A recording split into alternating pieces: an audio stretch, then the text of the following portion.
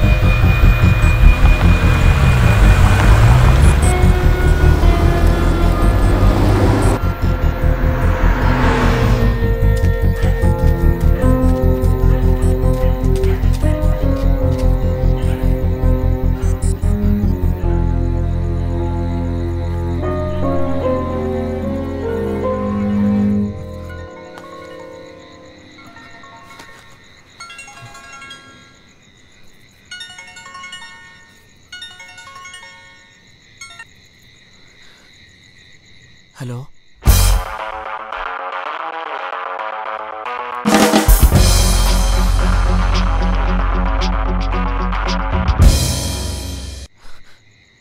Hello Venu ఎక్కడున్నావు? మధుకు phone చేశాను, switch off అని వస్తుంది. నా ఫోన్ నీ దగ్గరేగా ఉంది. మధు ఏమన్నా మాట్లాడిందా? రే ఏమైంది? కమల్ గారిని కలిసావా? రే అమీర్, ఇంకా మధు ఒక్కతేరా మిగిలింది. రే ఏమైంది?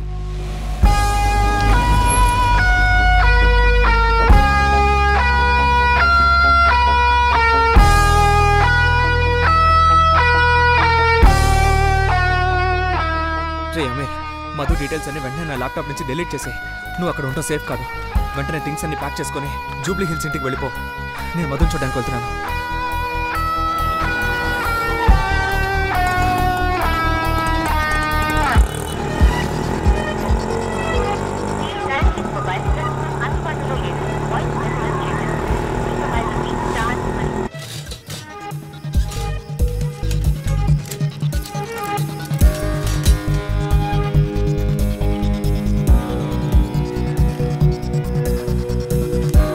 త్వరగా పెడితే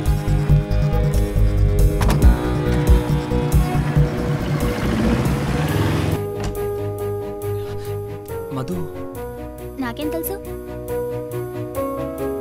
మాట్లాడుతుంటే వెళ్ళిపోతావేంటి? 2 డేస్ నుంచి ఎక్కడికి వెళ్ళిపోయావు? ఎందుకు ఇంత టైర్డ్గా ఉన్నావు? ఏమైంది వేణు?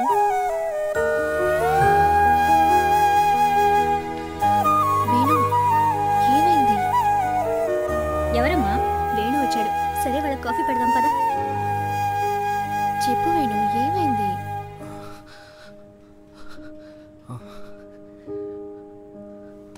అమీరన్నయ్య పాపం తెగ ఇబ్బంది పెట్టేశాను. నీతో చెప్పలేదా? నీ ఫోన్ ఏమైంది?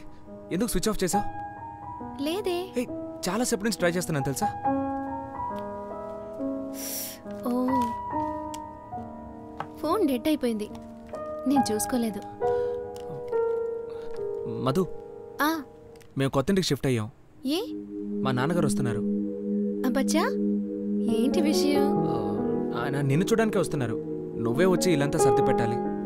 సార్ ఎవరికి చెప్పకుండా బోల్డ్ అనే ప్లాన్లు వేసినట్టున్నారు. తీసుకో. థ్యాంక్స్. వేడు ఆశ్చర్యంగా ఉంది, మీరిద్దరూ విడివిడిగా వచ్చారేంటి?